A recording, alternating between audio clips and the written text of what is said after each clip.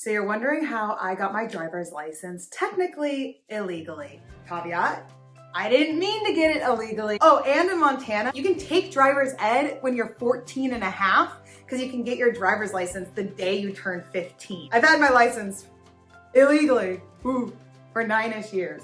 Clean record. So if you've ever considered getting your license illegally, it's worked out for me. Raised by a single mom, a single mother by choice, slay.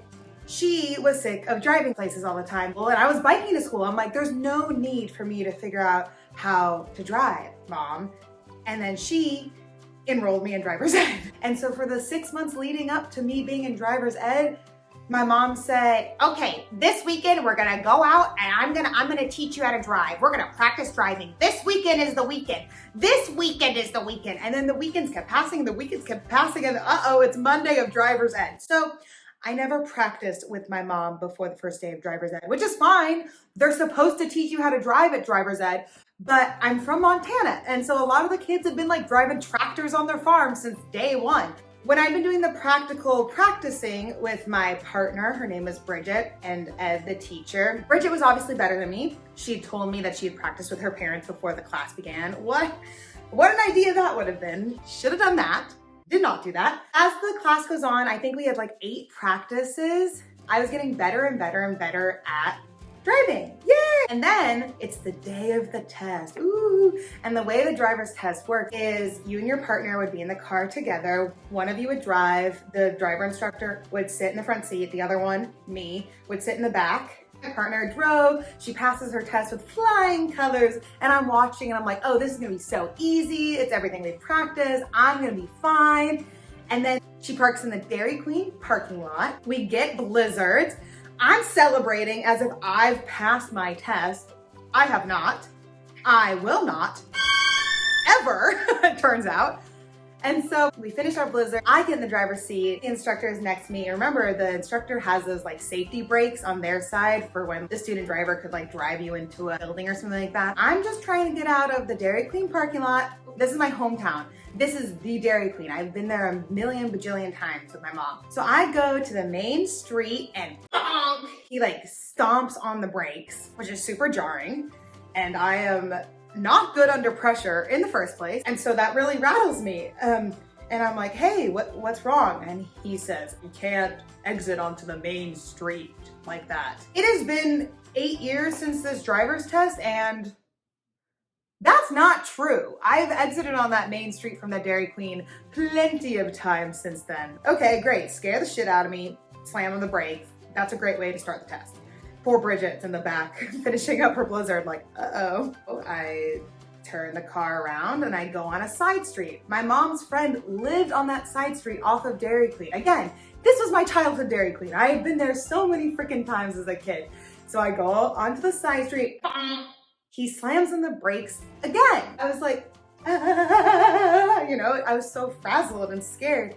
And he's like, well, you can't exit here either.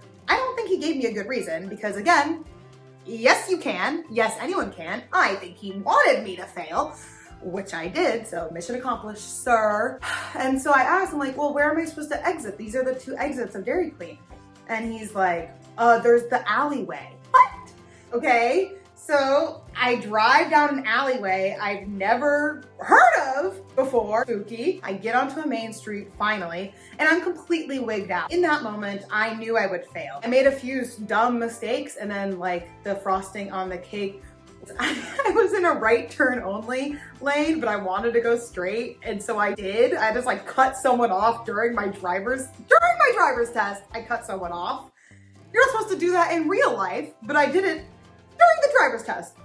And that happened, and there was a hush among the car.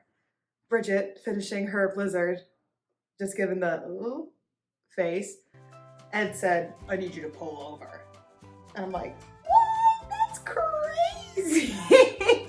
And so I pulled over safely, and I was like, so am I? And he's like, you failed. And I was like, that's crazy. You know, I'm like trying to hold back tears. I'm so embarrassed. It felt like he set me up for failure. Like, yes, I'm the one that broke the rules of the road, okay? You got me. And I'm like, could I retake the test with you? And he's like, no, you failed the test. But in Montana, when you do driver's ed, even if you pass, like Bridget, I was like, okay, don't bring up Bridget right now. Don't bring up the partner, but okay, that one hurt. He's like, even if you pass the driver's ed test, which you did not, in 6 months when you go to the DMV, after you've done more of your practice hours with your parents or guardians and give them all your paperwork, 10% of Montana driver's ed students will still be chosen at random to take the test the day of they're supposed to get their license, to keep everyone on their toes. Bridget's in the back like, oh, I would have to take the test again, baby? You know, I'm in the front seat like, I'm gonna have to take the test again for sure, you know, because I failed. But then I realized I'm gonna go to the DMV and I know I'm gonna have to take the test the day of, you know? I don't even have to be in the gray area of like, ooh, maybe I'm one of the 10% that's going to get chosen. So I made my peace. The next 6 months I practiced parallel parking.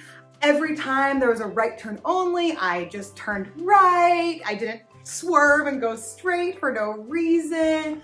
I was amazing. I totally improved as a driver. I walk in and I'm like, here's my driver's ed info, and here's this. And the woman was like, great, thank you, thank you, thank you.